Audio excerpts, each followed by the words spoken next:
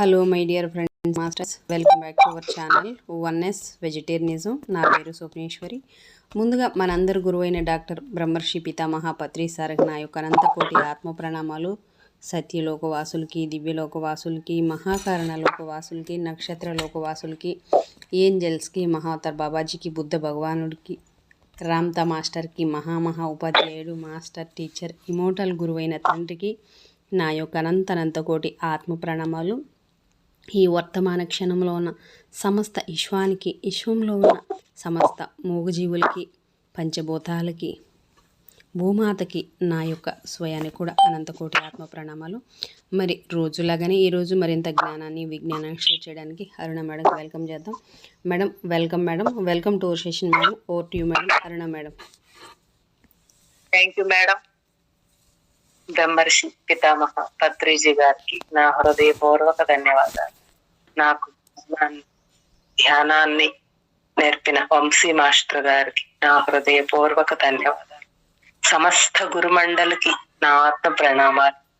ఇంత అద్భుతమైన అవకాశాన్ని ఇచ్చిన స్వప్న మేడం గారికి హృదయపూర్వక ధన్యవాదాలు.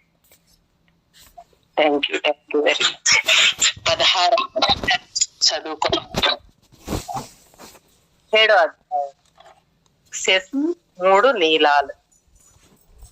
నువ్వు మా అబ్బాయి యుక్తేశ్వర గారి గురించి ఎంతో గొప్పగా తలుస్తున్నారు కనుక ఒకసారి చూస్తాను నేను అన్నారు డాక్టర్ నారాయణ చందర్ రాయ్ గారు. ఆయన కంఠస్వరంలో మందబుద్ధుల ముచ్చట చెల్లించే ధోరణి గమనించింది. అయితే అవతలి వాళ్ళని తన మతంలోకి మార్చటానికి ప్రయత్నించే ప్రచారకుడు పాటించే సత్సంప్రదాయాన్ని అనుసరించి నేను నా కోపాన్ని పైకి కనిపించకుండా చేసుకున్నాను. పశు వైద్యులుగా ఉన్న డాక్టర్ రాయ్ గారు పక్కా అజ్ఞేయతావాది, అగ్నాస్టిక్. ఆయన చిన్న కొడుకు సంతోష్ వాళ్ళ నాన్నగారి విషయంలో కాస్త శ్రద్ధ తీసుకోమని నన్ను ప్రాధేయపడ్డాడు. ఇంతవరకు నా అమూల్యమైన సహాయం అదృష్టంగానే ఉంటూ వచ్చింది. అంటే నేను ఎవరికి సహాయం చేయలే, ఇంకా అది అంతే అదృశ్యంగానే ఉంది. ఆ మర్నాడు డాక్టర్ రాయ్ నాతో శ్రీరాంపూర్ ఆశ్రమానికి వచ్చారు. తమను కలుసుకోవటానికి గురుదేవులు ఆయనకి అనుమతి ఇచ్చిన తరువాత వారు కలిసిన కొద్దిసేపు ఇద్దరి మధ్య మాట మంచి లేకుండానే గడిచిపోయింది. చూడవచ్చిన ఆయన హఠాత్తుగా లేచి వెళ్ళిపోయాడు. చనిపోయిన వాణ్ణి ఆశ్రమానికి ఎందుకు తీసుకురావటం అంటూ నా వైపు పట్టి చూశారు గురుదేవులు. ఆ కలకత్తా సంశయాలు వెళ్ళిపోయాక తలుపు మూసేయగానే, గురుదేవా, ఆ డాక్టర్ గారు సలక్షణంగా జీవించే ఉన్నారు కదండి, కానీ త్వరలో చనిపోతాడు. ఆ మాటకు నేను అదిరిపడ్డాను. ఆయన కొడుక్కిది పెద్ద దెబ్బ అవుతుంది. వాళ్ళ నాన్నగారి భౌతికవాద భావాలు మార్చటానికి టైం వస్తుందని సంతోష్ ఆశిస్తున్నాడు. ఆయనకి ఎలాగైనా మీరు సాయం చెయ్యాలని వేడుకున్నాను. సరే, నీ కోసం. గురుదేవుల ముఖంలో ఉత్సాహమేమీ లేదు. ఈ పొగరబోటు గుర్రాల డాక్టర్కి మధుమేహం బాగా ముదిరింది. ఆ సంగతి ఇతనికి తెలియదు. 15 రోజుల్లో మంచం పడతాడు. ఇంకా ఇతని పని అయిపోయినట్టేనని వదిలేస్తారు వైద్యులు. ఇతను ఈ లోకం విడిచిపోవటానికి సహజంగా నిర్ణయమైన కాలం. ఈ వేళటికి 6 వారాలు అయినా నువ్వు కలుగు చేసుకున్నావు కాబట్టి ఆ రోజున కోలుకుంటాడు. కానీ ఒక్కసారి అతను గ్రహశాంతి కోసం దండకడయం ఒకటి వేసుకునేటట్టు చెయ్యాలి. అయితే ఆపరేషన్ చెయ్యబోయే ముందు గుర్రం ఎంత తీవ్రంగా విజృంభించి ప్రతిఘటిస్తుందో అంత తీవ్రంగాను అతను దాన్ని ప్రతిఘటిస్తాడనటంలో సందేహం లేదు అంటూ ముసిముసిగా నవ్వారు గురుదేవులు. డాక్టర్ గారు దండకడియం వేసుకునేటట్టుగా బుజ్జగించి ఒప్పించటానికి నేను సంతోషు ఎలా ఒడుపులు వెయ్యాలా అని నేను ఆలోచిస్తూ ఉండగా శ్రీ యుక్తేశ్వర్ గారు మరికొన్ని రహస్యాలు వెల్లడించారు. ఆరోగ్యం మెరుగైన తరువాత ఆయన్ని మాంసం తినొద్దని చెప్పు. అయినా నీ సలహా చెవిన పెట్టడనుకో, ఇంకో 6 నెలల్లో తన ఆరోగ్యం అద్భుతంగా ఉందని అనుకునే రోజుల్లోనే పెట్టుకుని రాలిపోతాడు అని చెబుతూ మా గురుదేవులు ఆయుర్దాయంలో ఈ 6 నెలల పొడిగింపు నువ్వు బతిమాలటం వల్లనే మంజూరైంది అని కూడా అన్నారు. మరుసటి రోజు కడియం చేయటానికి ఒక కంసాయికి పురమాయించమని సంతోష్కు చెప్పాను. 1 వారానికల్లా అది సిద్ధమైంది. కానీ డాక్టర్ రాయ్ గారు దాన్ని వేసుకోనన్నారు. నా ఆరోగ్యం బేషుగ్గా ఉంది. జ్యోతిషానికి సంబంధించిన ఈ మూఢ విశ్వాసాలతో నన్ను మభ్యపెట్టలేవు. డాక్టర్ గారు నా వైపు కొరకొరా చూశారు. గురుదేవులు ఈయన్ని మొండికేసిన గుర్రంతో పోల్చటం సబపుగానే ఉందన్న సంగతి గుర్తుకు వచ్చి నవ్వుకున్నాను. మరో 7 రోజులు గడిచాయి. డాక్టర్ గారు హఠాత్తుగా జబ్బు పడ్డారు. దాంతో ఆయన మెత్తబడి కడియం వేసుకోవడానికి ఒప్పుకున్నారు. మరో 2 వారాలకి ఆయనకి వైద్యం చేస్తున్న డాక్టరు ఆయన మీద ఇంకా ఆశ లేదని నాతో చెప్పాడు. మధుమేహం వల్ల లోపల కలిగే భయంకరమైన దుష్ఫలితాలు వివరించాడు. నేను తల ఆడించాను. 1 నెల్లాళ్ళు జబ్బుతో బాధపడ్డ తరువాత డాక్టర్ రాయ్ గారికి మెరుగవుతుందని మా గురువు గారు చెప్పారండి అన్నాను. ఆ డాక్టర్ నా మాట నమ్మలేనట్టుగా నా వైపు చూశారు. మరో 15 రోజుల తర్వాత ఆయన నన్ను కలిసి క్షమించమనే ధోరణిలో ఇలా అన్నారు. డాక్టర్ రాయ్ గారు పూర్తిగా కోలుకున్నారు అంటూ ఆశ్చర్యం ప్రకటించారు. నా అనుభవంలో ఇంతకన్నా ఆశ్చర్యకరమైంది మరొకటి లేదు. ఇక రేపో మాపో అనిపించేటట్టున్న వారు ఇంత చిత్రంగా కోలుకోవటం ఎన్నడూ చూడలేదు. మీ గురువు గారు నిజంగా రోగాలు నయం చేసే ప్రవక్త అయి ఉండాలి. డాక్టర్ రాయ్ గారిని ఒకసారి కలుసుకొని మాంసం కలవని భోజనం చెయ్యమని శ్రీ యుక్తేశ్వర్ గారు ఇచ్చిన సలహా మళ్లీ గుర్తు వచ్చిన తరువాత 6 నెలల దాకా ఆయన్ని చూడలేదు. ఒకనాడు సాయంత్రం నేను మా ఇంటి వసారాలో కూర్చుని ఉండగా ఆయన మా ఇంటి దగ్గర కాసేపు మాట్లాడిపోదామని ఆగారు. మీ గురువు గారికి చెప్పు, తరచూ మాంసం తింటుండటం వల్లే నేను పూర్తిగా బలం పుంజుకున్నానని. పథ్యాన్ని గురించి ఆయనకున్న శాస్త్ర విరుద్ధమైన అభిప్రాయాలు నా మీద పని చెయ్యలేదు. నిజమే, డాక్టర్ రాయ్ గారు ఆరోగ్యం రూపుగట్టినట్టున్నారు. కానీ ఆ మర్నాడు సంతోషు పక్క వీధిలో ఉన్న వాళ్ళ ఇంటి నుంచి నా దగ్గరికి పరిగెత్తుకుంటూ వచ్చి మా నాన్నగారు పొద్దునే పోయారు అని చెప్పాడు. గురుదేవులతో నాకున్న అనుభవాల్లో అతి విచిత్రమైన వాటిలో ఇది ఒకటి. ఆ పొగరుబోతు పశు వైద్యుడు ఎంత అపనమ్మకంగా ఉన్నప్పటికీ గురుదేవులు ఆయనకి నయం చేశారు. ఆయన ఆయుర్దాయాన్ని మరో 6 నెలలు పొడిగించారు. నేను ప్రాధేయపడి కోరినందువల్ల ఇది జరిగింది. భక్తుల గాఢమైన ప్రార్థనలు మన్నించటంలో శ్రీ యుక్తేశ్వరులు చూపే దయకు అవధులు ఉండేవి కావు. మా కాలేజీ స్నేహితుల్ని గురుదేవుల దర్శనానికి తీసుకురావడం నాకు గర్వకారణంగా ఉండేది. వాళ్లలో చాలా మంది మత విషయపరమైన సంశయశీలత అనే విద్యావంతుల తోపు ముసుగును కనీసం ఆశ్రమంలో తీసి పక్కకు పెట్టేసేవారు. మా స్నేహితుల్లో ఒకడు శశి చాలా సార్లు వారం చివరి రోజులు శ్రీరాంపూర్ లో హాయిగా గడిపేవాడు. గురుదేవులకు వాడంటే వల్లమాలిన ఇష్టం కలిగింది.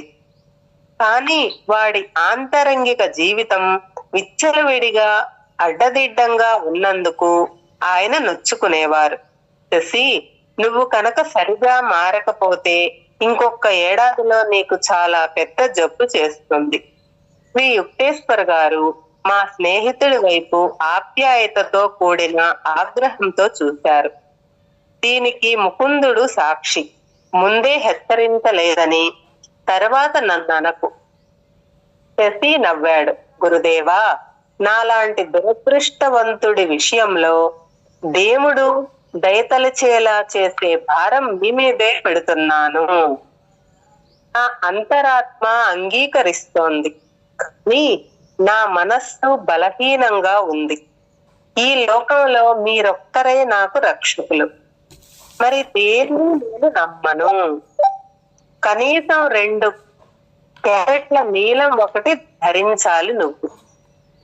నీకు సాయపడుతుంది. అది కొనే తాహతు నాకు లేదండి. అయినా గురుదేవా, కష్టం వస్తే మీరు తప్పకుండా నన్ను కాపాడతారని సంపూర్ణంగా విశ్వసిస్తున్నాను. ఇంకో ఏడాదిలో నువ్వు 3 నీళ్లను తెస్తావు అని చెబుతూ శ్రీ యుక్తేశ్వర్ గారు ఇప్పుడింకా నా వాటితో పని ఉండదు అని కూడా అన్నారు. తరచుగా కొద్ది మార్పులతో ఈ సంభాషణ జరుగుతూ ఉండేది. నవ్వొచ్చే నిరాశతో నేను మారలేదు అంటుండేవాడు శశి. అయినా గురుదేవా, మీ మీద నాకున్న విశ్వాసం రాయి కన్నా నాకు అమూల్యమైనది. 1 ఏడాది గడిచింది. ఒకనాడు మా గురుదేవులు కలకత్తాలో నరేన్ బాబు అనే శిష్యుడి ఇంట్లో ఉండగా నేను ఆయన దర్శనానికి వెళ్ళాను. పొద్దుట సుమారు 10 గంటల వేళ. శ్రీ యుక్తేశ్వర్ గారు నేను 2వ అంతస్తులో కూర్చుని ఉండగా వీధి గది తలుపు తెరుచుకున్న అలికిడి అయింది. గురుదేవులు బింకంగా నిటారుగా మారారు. ఆ వచ్చిన వాడు శశి అన్నాడు గంభీరంగా. ఇప్పటికో ఏడాది గడిచిపోయింది. అతని ఊపిరితిత్తులు 2 చెడిపోయాయి. అతను నా మాట లెక్క పెట్టలేదు. నేనిప్పుడు చూడదలుచుకోలేదని అతనికి చెప్పు. శ్రీ యుక్తేశ్వర్ గారి నిష్ఠూరతకు నేను కొంచెం కొయ్యబారి గబగబా మెట్ల నుంచి కిందకు పరిగెత్తాను. శశి మెట్లు ఎక్కుతున్నాడు. ఓ ముకుందా, గురువు గారు ఇక్కడే ఉన్నారనుకుంటాను. నా మనసు కలా అనిపించింది అన్నారు. ఉన్నారు, కానీ ఇప్పుడెవరు ప్రశాంతికి భంగం కలిగించటం ఆయనకు ఇష్టం ఉండదు. శశికి గబాలున కన్నీళ్లు వచ్చాయి. నన్ను దూసుకుంటూ పైకి వెళ్ళాడు. శ్రీ యుక్తేశ్వర్ గారి కాళ్ల మీద పడి అందమైన 3 నీలాలు అక్కడ పెట్టాడు. సర్వజ్ఞులైన గురుదేవా, నాకు ఊపిరితిత్తులకు సంబంధించిన క్షయరోగం వచ్చిందని డాక్టర్లు అంటున్నారు. ఇక 3 నెలలే ఆయుర్దాయం అంటున్నారు. మీ సహాయం కోసం సవినయంగా ప్రాధేయపడుతున్నాను. మీరు నయం చేయగలరని నాకు తెలుసు. నా జీవితాన్ని గురించి ఆందోళన పడ్డానికి ఇప్పటికే కాస్త ఆలస్యం కాలేదు. నీ షరతులు నువ్వు తీసుకు వెళ్ళిపో.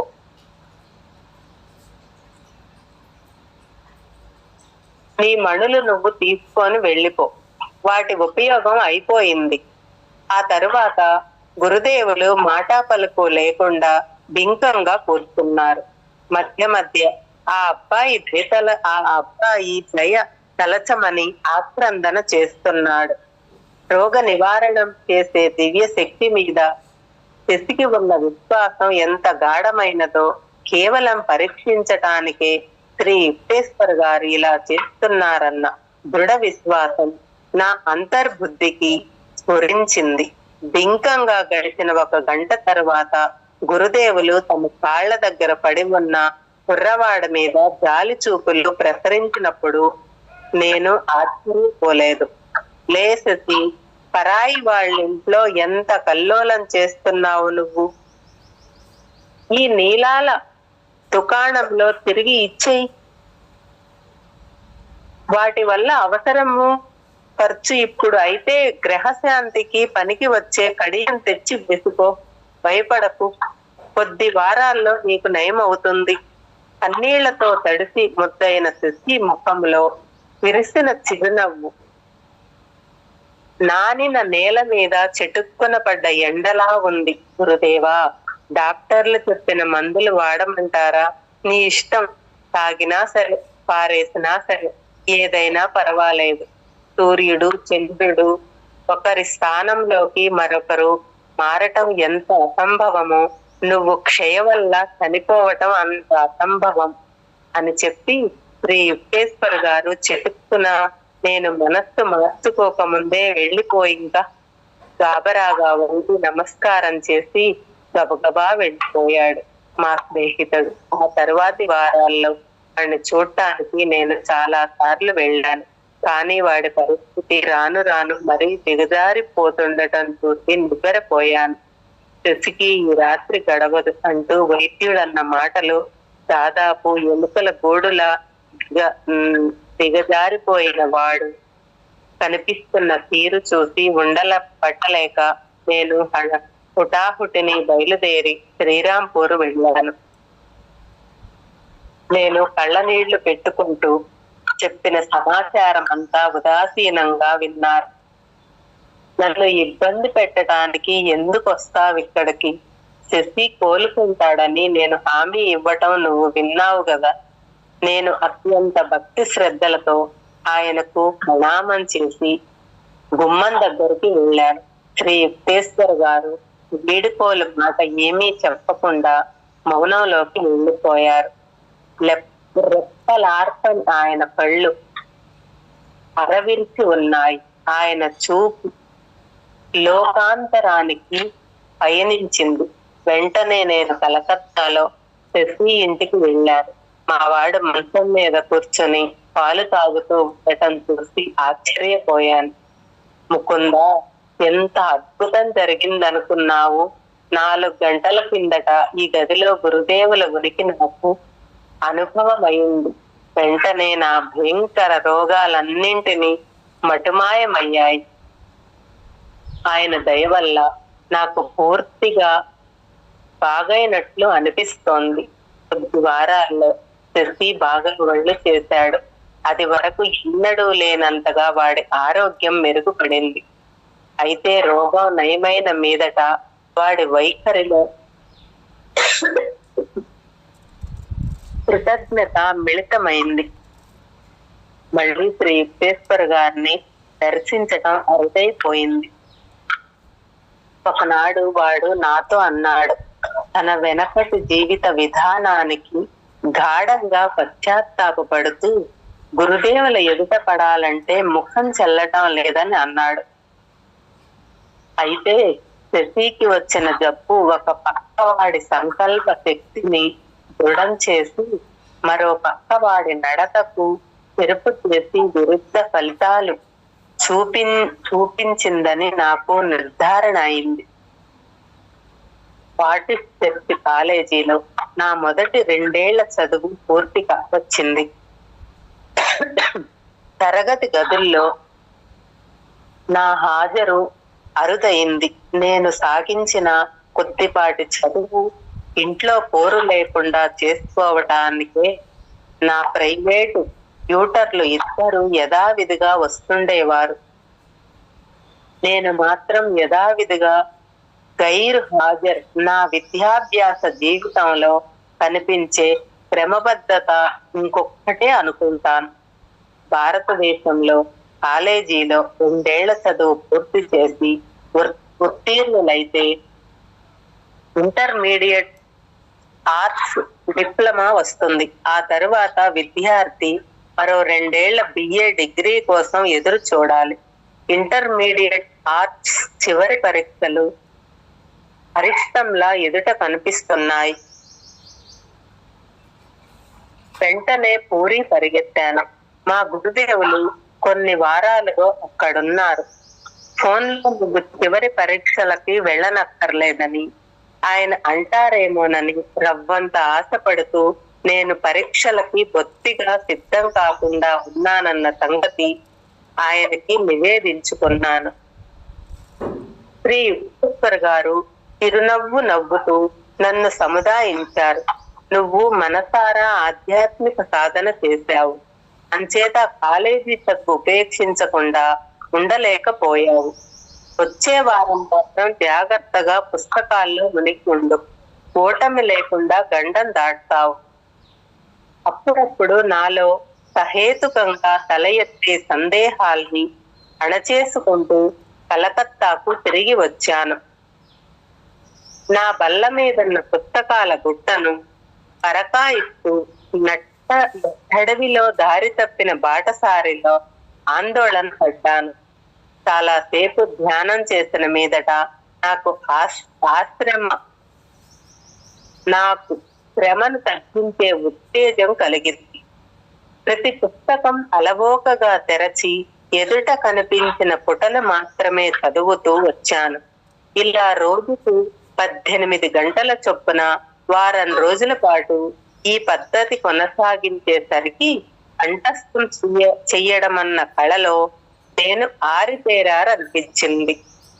అడ్డదిడ్డగా కనిపించే నా దైవాధీన చదువును పరీక్ష వాళ్లలో గడిచిన ఆ తరువాతి రోజులే సబబని నిరూపించాయి. పరీక్షలన్నీ ప్యాస్ అయ్యాను. వెంట్రుక వాసిలో ప్రమాదం తప్పించుకుని నా స్నేహితులు, మా ఇంట్లో వాళ్ళు కురిపించిన అభినందనల్లో నమ్మశక్యం కానిదేదో జరిగినట్టు కనబరిచే ఆశ్చర్యం కూడా పొడగట్టింది.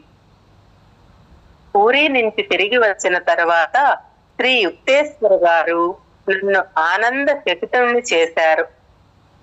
ఇంక నీ కలకత్తా చదువు అయిపోయింది. యూనివర్సిటీ చదువులో చివరి 2 ఏళ్లు నీకు ఇక్కడే శ్రీరాంపూర్ లో సాగేటట్టు చూస్తాను. నేను బిత్తరపోయాను. గురుదేవా, ఈ ఊళ్ళో బ్యాచిలర్ ఆఫ్ ఆర్ట్స్ కోర్సు లేదండి అన్నాను. ఉన్నత విద్య బోధించే ఒక సంస్థ అయిన శ్రీరాంపూర్ కాలేజీలో 2 ఏళ్ల ఇంటర్మీడియట్ కోర్సే ఉంది. గురువు గారు కొంచెగా చిరునవ్వు నవ్వారు. నీ కోసం బిఏ కాలేజీ పెట్టాలని చందాలు పోగు చేయటానికి తిరగాలంటే ఈ ముసలితనంలో నా వల్ల కాదు. నా పని మరొకరి ద్వారా ఏర్పాటు చేయించాలనుకుంటాను. 2 నెలల తరువాత శ్రీరాంపూర్ కాలేజీ అధ్యక్షులు ప్రొఫెసర్ ఓవెల్ 4 ఏళ్ల కోర్సు నడపటానికి కావలసిన నిధులు సంపాదించటంలో తాము కృతకృత్యులయ్యామని బహిరంగంగా ప్రకటించారు.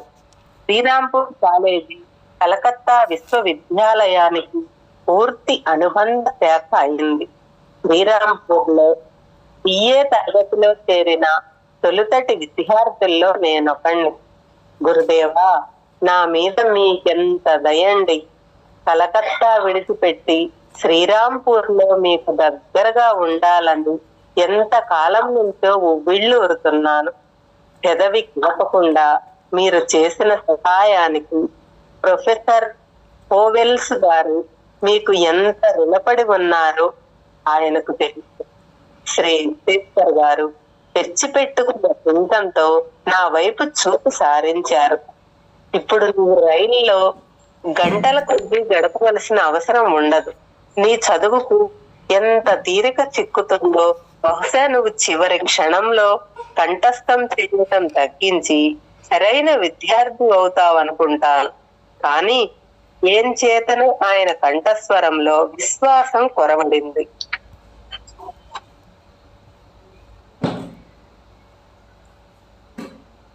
17వ అధ్యాయం అయిపోయింది madam. Thank you madam.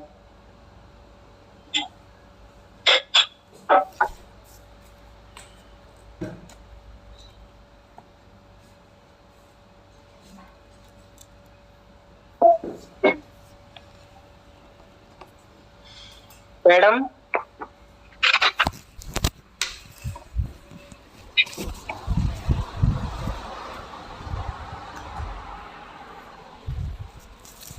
Madam madam 17 అయిపోయింది మేడం.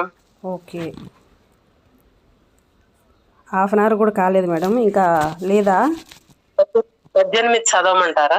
హాఫ్ అన్ అవర్ కూడా కాలేదు మేడం. Okay okay madam. ఇంకొకసారి 18వ అధ్యాయం. మహమ్మదీయ గారడివాడు. కొన్నేళ్ల క్రితం నువ్విప్పుడుంటున్న ఈ గదిలోనే ఒక మహమ్మదీయ గారడీవాడు నా ఎదుట 4 అలౌకిక ఘటనలు ప్రదర్శించాడు. శ్రీ యుక్తేశ్వర్ గారు మొట్టమొదటిసారి నా కొత్త బసకు వచ్చినప్పుడు చెప్పిన సంగతి ఇది. శ్రీరాంపూర్ కాలేజీలో చేరగానే నేను దగ్గరలో ఉన్న పాండి అనే వసతి గృహంలో ఒక గది తీసుకున్నాను. అది పాతకాలపు పద్ధతిలో కట్టిన ఇటుక కట్టుబడి భవనం. గంగా నదికి అభిముఖంగా ఉంది. గురుదేవా, ఎంత చిత్రంగా కలిసింది! కొత్తగా అలంకారాలు దిద్దుకున్న ఈ గోడలు పాత జ్ఞాపకాలతో అంత ప్రాచీనమైనవా? కొద్దిపాటి ఉపకరణ సామాగ్రితో సాదాగా ఏర్పాటై ఉన్న నా గది చుట్టూ కొత్తగా రేకెత్తిన ఆసక్తితో కలయ చూశాను. అది చాలా పెద్ద కథ అంటూ పాత జ్ఞాపకాలతో చిరునవ్వు నవ్వారు గురుదేవులు. ఆ ఫకీరు పేరు అఫ్జల్ ఖాన్. అనుకోకుండా తారసపడ్డ ఒక హిందూ యోగి ద్వారా అసాధారణమైన శక్తులు సంపాదించాడు అతను. నాయనా, దాహంగా ఉంది, కాసిని మంచినీళ్లు తెచ్చిపెట్టు. దుమ్ము కొట్టుకుపోయి ఉన్న ఒక సన్యాసి ఒకనాడు అఫ్జల్ ను ఇలా కోరాడు. తూర్పు బెంగాలులో ఒక కుగ్రామంలో జరిగిందది. అప్పటికి అఫ్జల్ చిన్న కుర్రవాడు. స్వామి, నేను మహమ్మదీయుణ్ణి. మీరు హిందువులై ఉండి నా చేత్తో ఇచ్చే నీళ్లు ఎలా తాగుతారు? నీ సత్యసంధత నన్ను ముగ్ధుణ్ణి చేస్తోంది నాయనా. అంటరానితనం లాంటి పాపిష్టి సంకుచిత నియమాల్ని నేను పాటించను. వెళ్ళు, తొందరగా నీళ్లు తీసుకురా. అఫ్జల్ భక్తి శ్రద్ధలకు ఆ యోగి వాత్సల్య దృక్కులు కానుకలయ్యాయి. వెనుకటి జన్మలో నువ్వు సత్కర్మలు చేశావు అన్నాడాయన. గంభీరంగా, నీకు నేనొక యోగ ప్రక్రియ నేర్పుతాను. దాని ద్వారా నీకు అగోచర మండలాల్లో ఒకదాని మీద అధికారం చిక్కుతుంది. ఆ మహత్తర శక్తుల్ని నువ్వు సదుద్దేశాలకే వినియోగించాలి. స్వార్థ బుద్ధితో మాత్రం ఎన్నడూ వినియోగించకు సుమా. విచారకరంగా విషయం ఏమిటంటే, పూర్వజన్మల నుంచి నువ్వు విధ్వంసక ధోరణులనే విత్తనాలు కొన్ని వెంట తెచ్చుకున్నావు. సరికొత్త పాడు పనులనే నీళ్లు పోసి ఆ విత్తనాలు మొలకెత్తేలా మాత్రం చెయ్యకు. జటిలమైన నీ పూర్వ కర్మానుసారంగా నువ్వు ఈ జన్మలో యోగ సాధన ఫలితాన్ని శ్రేష్టమైన మానవాభ్యుదయ లక్ష్యాలకే వినియోగించవలసి ఉంది. పిత్తరపోయిన ఆ కుర్రవాడికి జటిలమైన యోగ ప్రక్రియ ఒకడు ఉపదేశించి ఆ గురువు అంతర్ధానమయ్యాడు. అఫ్జల్ 20 ఏళ్ల పాటు ఆ యోగ ప్రక్రియను చిత్తశుద్ధితో సాధన చేశాడు. అతని అద్భుత చర్యలు ఎక్కడెక్కడి వాళ్ళని ఆకర్షించటం మొదలు పెట్టాయి. అతని వెంట ఎప్పుడు ఒక అశరీరాత్మ తోడు ఉండేదనుకుంటాను. దాన్ని అతను హజరత్ అని పిలిచేవాడు.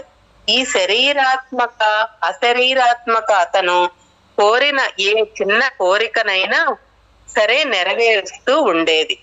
గురువు చేసిన హెచ్చరికను విస్మరించి అఫ్జల్ తన శక్తుల్ని దుర్వినియోగం చెయ్యటం ప్రారంభించాడు. అతను ఏ వస్తువైనా ఒకసారి ముట్టుకుని మళ్ళీ అక్కడ పెట్టేస్తే చాలు, కాసేపట్లో ఆ వస్తువు వైపు లేకుండా అదృశ్యమైపోయేది.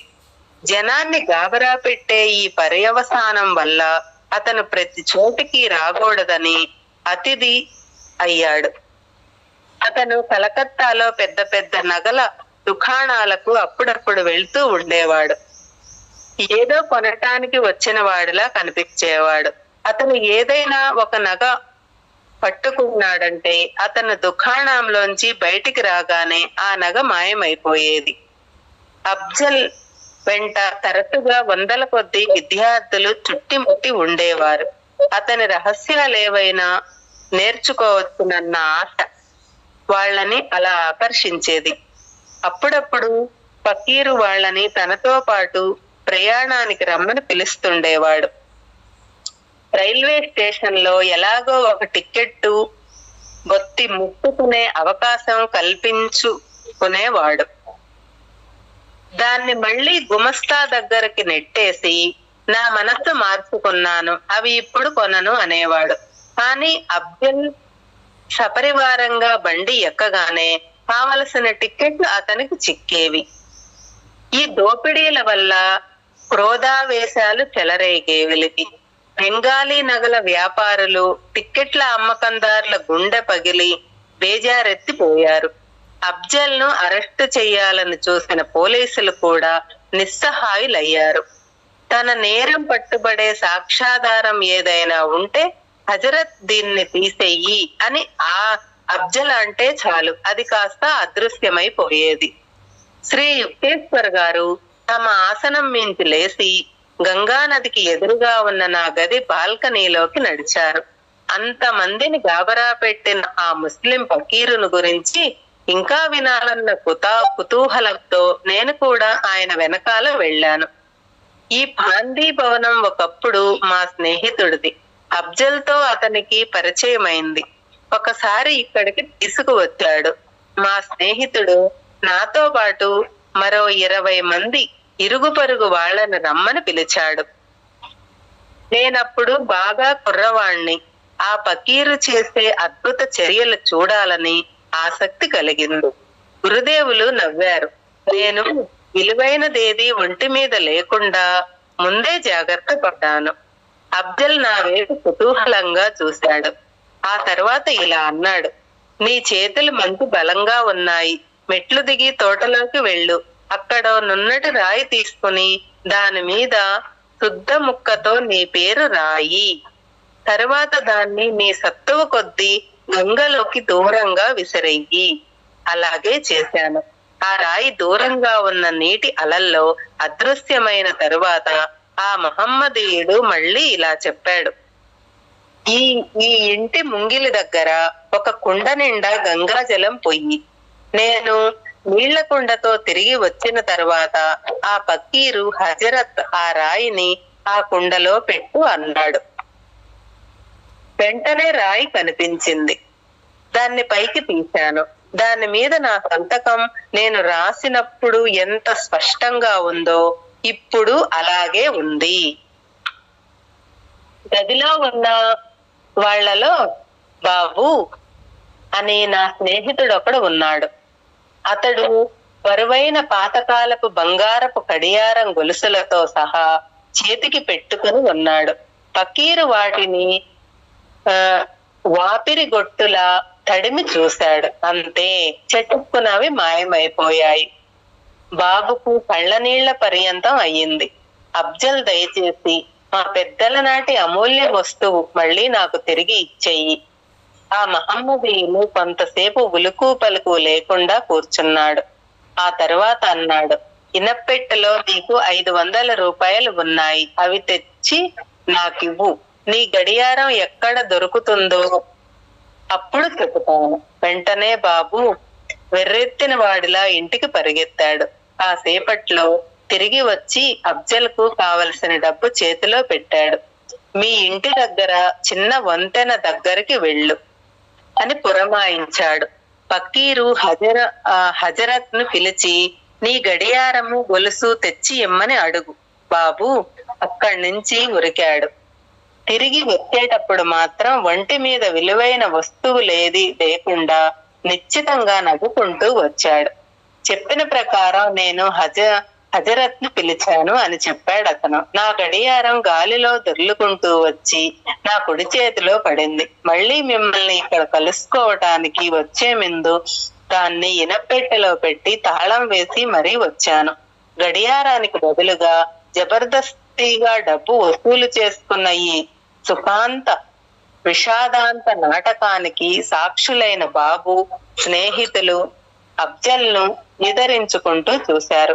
అప్పుడతను ఉజ్జగింపు ధోరణిలో ఇలా అన్నాడు, మీకు కావలసిన పానీయం ఏదైనా ఒకటి చెప్పండి, హజరత్ దాన్ని తెచ్చి ఇస్తాడు.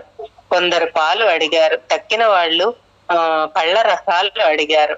ఢీలాపడ్డ బాబు విస్కీ కావాలని అడిగినప్పుడు నేను ఏమంతా ఆశ్చర్యపోలేదు. ఫకీరు వెంటనే పురమాయింపు చేశాడు. ఆజ్ఞాబద్ధమైన హజరత్తు సీలు చేసిన పిట్టల్ని వెంటనే దిగుమతి చేశాడు. అవి కిందకు దిగివచ్చి దుబ్బున నేలకు తగిలాయి. ప్రతి ఒక్కరికి తమకు కావలసిన పానీయం దొరికింది. 4వ అద్భుత ప్రదర్శనావకాశం మా అతిథేయికి ఆహ్లాదం కలిగించిందనటంలో సందేహం లేదు. అఫ్జల్ అప్పటికప్పుడు మధ్యాహ్నం భోజనాలు ఏర్పాటు చేయటానికి సంసిద్ధం ప్రకటించాడు. చాలా ఖరీదైన వంటకాలు పురమాయిద్దాం అన్నాడు. బాబు దిగులుగా, నా 500 రూపాయలకి సరిపోయేటట్టు అనేక రకాల వంటకాలు కావాలి. ప్రతి పదార్థం బంగారపు పళ్ళాల్లో వడ్డించాలి. ప్రతివాడు తనకు కావలసినవేవో చెప్పగానే ఆ ఫకీరు హజరత్ను మళ్లీ పిలిచాడు. గలగలా చప్పుడు మొదలైంది. బంగారు పళ్ళాలు శూన్యంలోంచి మా కాళ్ల దగ్గరికి దిగి వచ్చాయి. వాటి నిండా రకరకాల దినుసులతో జాగ్రత్తగా వండిన కూరలు, వేడివేడి రొట్టెలు, లూచీలు, ఆ ఋతువులో ఎక్కడ కనిపించని రకరకాల పళ్ళు అమర్చి ఉన్నాయి. పదార్థాలన్నీ మంచి రుచిగా ఉన్నాయి. 1 గంట సేపు తృప్తిగా విందు ఆరగించిన తరువాత మేము గదిలోంచి బయటికి రావటం మొదలు పెట్టాము. పళ్ళాలు దొంతర పెడుతున్నట్లుగా బ్రహ్మాండమైన చప్పుడు వినిపించటంతో మేము వెనక్కి తిరిగి చూశాము. తళతళలాడే బంగారపు పళ్ళాల జాడ కూడా లేదక్కడ.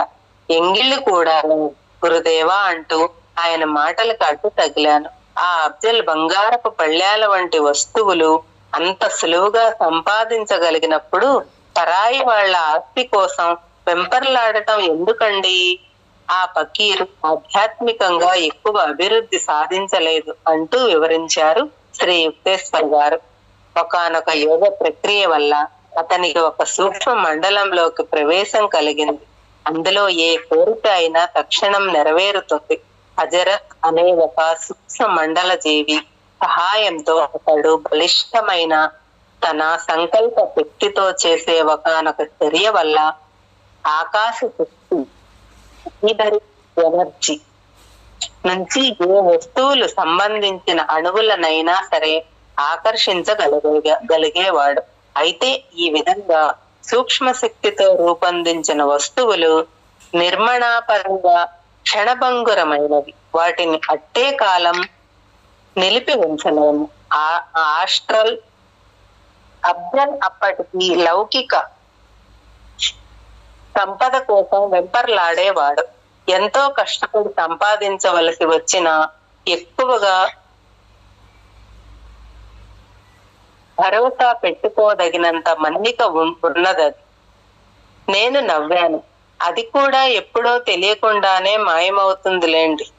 అఫ్జల్ దైవ సాక్షాత్కారం పొందిన వాడు కాదు. గురుదేవులు ఇంకా చెప్పారు, చివర స్థాయిగాను శ్రేయస్కరంగాను ఉంటే అలౌకిక అద్భుత చర్యలు నిజమైన సాధువులే చేయగలరు. వారు సర్వశక్తి సంపన్నుడైన సృష్టికర్తతో ఐక్యానుసంధానం పొంది ఉండటమే దానికి కారణం. అఫ్జల్ చాలా మామూలు మనిషి. కానీ మర్యులైన మానవులు సాధారణంగా చనిపోయిన తరువాత కానీ ప్రవేశించలేని సూక్ష్మ మండలంలోకి చొచ్చుకుపోయే అసాధారణ శక్తి మాత్రం అతనికి ఉంది. పరలోకానికి మనల్ని ఆకట్టుకునే లక్షణాలు కొన్ని ఉన్నాయన్న సంగతి ఇప్పుడు అర్థమవుతుంది గురుదేవా. గురుదేవులు అంగీకరించారు. ఆనాటి తర్వాత మరన్నడు అఫ్జల్ ని నేను చూడలేదు. కానీ కొన్నేళ్లకి బాబు మా ఇంటికి వచ్చాడు. ఆ మహమ్మదీయుడు తన తప్పు ఒప్పుకుంటూ చేసిన బహిరంగ ప్రకటన ఒక పత్రికలో అచ్చయింది. నాకది చూపిద్దామని తీసుకువచ్చాడు. అఫ్జల్ చిన్నతనంలో ఒక హిందూ గురువు దగ్గర ఉపదేశం పొందాడని, చెప్పానే, ఆ విషయాలు దాంట్లోనే తెలిసాయి. ఆ పత్రికా ప్రకటనలో చివరి భాగం సారాంశం శ్రీ యుక్తేశ్వర్ గారికి గుర్తు వచ్చిన ప్రకారం ఇలా ఉంది. అఫ్జల్ ఖాన్ అనే నేను పశ్చాత్తాప ప్రకటనగాను, అలౌకికమైన అద్భుత చర్యలు చేసే శక్తులు సంపాదించాలని చూసే వాళ్ళని ఒక హెచ్చరికగాను ఈ ముక్కలు రాస్తున్నాను. దేవుడి దయవల్ల, మా గురుదేవుల దయవల్ల నాకు సంక్రమించిన అద్భుత శక్తుల్ని చాలా ఏళ్ల పాటు నేను దుర్వినియోగం చేస్తూ వచ్చాను. అహంకారంతో మదించాను. సాధారణ నీతి నియమాలను నేను అతీతుణ్ణై భావించాను. కానీ చివరికి నా అంతిమ న్యాయ నిర్ధారణ రోజు దగ్గర పడింది. ఈ మధ్య కలకత్తా అవతల ఒక రోడ్డు మీద ఒక ముసలాయన తారసపడ్డాడు. ఆయన బాధగా కుంటుకుంటూ నడుస్తున్నాడు. ఆయన చేతిలో బంగారం లాంటిదేదో మిలమిలా మెరుస్తోంది. నా మనస్సులో లోభం తలెత్తింది. ఆయనతో ఇలా అన్నాను, నేను అఫ్జల్ ఖాన్ అనే గొప్ప ఫకీర్ని. నీ చేతిలో ఉన్నదేమిటి? నాకున్న వస్తు సంపద అల్లా ఈ బంగారు గుండు ఒక్కటే. ఇది ఫకీరుకెందుకు పనికిరాదు? అయ్యా, నీ కుంటితనం పోగొట్టమని మిమ్మల్ని వేడుకుంటున్నాను. నేను ఆ గుండు తాకి జవాబు చెప్పకుండా వెళ్ళిపోయాను. ఆ ముసలాయన కుంటుకుంటూ నా వెంట పడ్డాడు. కాసేపట్లో నా బంగారం పోయింది బాబోయ్ అంటూ అరవటం మొదలు పెట్టాడు. నేను అదేమీ పట్టించుకోకపోవటం వల్ల ఆయన హఠాత్తుగా గట్టిగా ఉరిమాడు. దుర్బల శరీరుడు. అంత గట్టిగా అరవటం విడ్డూరమే అనిపించింది. గుర్తుపట్టలేదా నన్ను? నోట మాట లేకుండా నిలబడిపోయాను. దుర్బలుడైన ఆ ముసలి కుంటివాడు చాలా సంవత్సరాల కిందట నా యోగ విద్య ఉపదేశించిన మహాయోగే కాని మరొకరు కాడని తరుణం మించిపోయాక గుర్తించినందుకు నిశ్చేష్టుణ్ణి అయ్యాను. ఆయన నిఠారుగా నిలబడ్డారు. తక్షణమే ఆయన శరీరం మంచి దృఢంగా పడుచుతనంలో నిండినట్టు పడగట్టింది. నా గురుదేవులి చూపులు నిప్పులు కుక్కుతున్నాయి. నువ్వు నా శక్తులను వీడితో ప్రజలకు సాయపడ్డానికి కాకుండా మామూలు దొంగల వాటి మీద బ్రతుకుతూ దుర్వినియోగం చెయ్యటం నా కళ్ళతో చూశాను. ఇక నీ శక్తులన్నిటినీ ఉపసంహరిస్తున్నాను. హజరత్ ఇప్పుడు నీ దగ్గర నుంచి విడుదలైపోయాడు.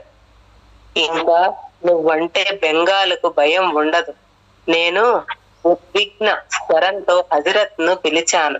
మొట్టమొదటిసారిగా అతను నా అంతర్దృష్టికి గోచరించటం మానేశాడు. కానీ హఠాత్తుగా ఒక నల్లటి ముసుగు తొలగిపోయింది. నా పాపిష్టి జీవితం స్పష్టంగా కళ్ళకు కట్టింది. గురుదేవా, చాలా కాలంగా నాలో ఉన్న భ్రాంతిని తొలగించటానికి ఇలా వచ్చినందుకు మీకు కృతజ్ఞతలు చెప్పుకుంటున్నాను. ఆయన కాళ్ళ మీద పడి ఏడ్చేశాను. లౌకికమైన నా అభిలాషలన్నీ విడిచిపెట్టేశాడు ఆయన. ప్రతిజ్ఞ చేస్తున్నాను, నా వెనకటి పాపాల పరిహారానికి ఏ కొండల్లో పోయి ఏకాంతంగా దైవ ధ్యానం చేసుకుంటాను.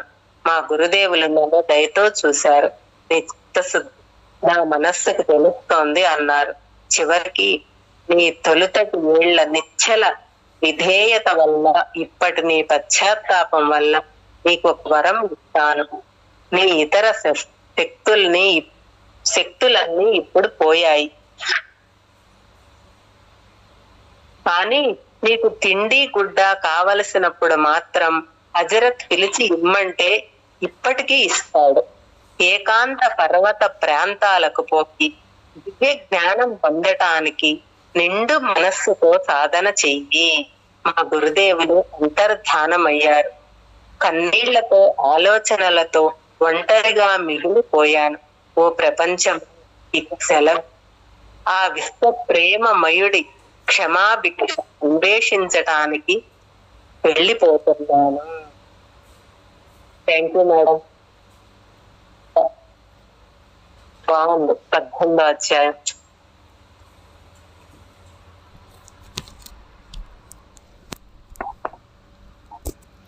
Thank you madam. 18 అధ్యాయాలు అయిపోయాయి.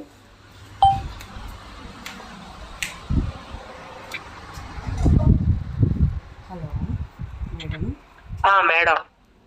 ఓకేనా? Okay madam. Okay madam. Okay, thank you madam. Thank you madam. Thank you so much madam. మీకు నా యొక్క హృదయపూర్వకమైన కృతజ్ఞతలు. ఈ వర్తమానానికి, అనంతానికి, విశ్వానికి, శాంతికి, శక్తికి thank you so much. Thank you masters.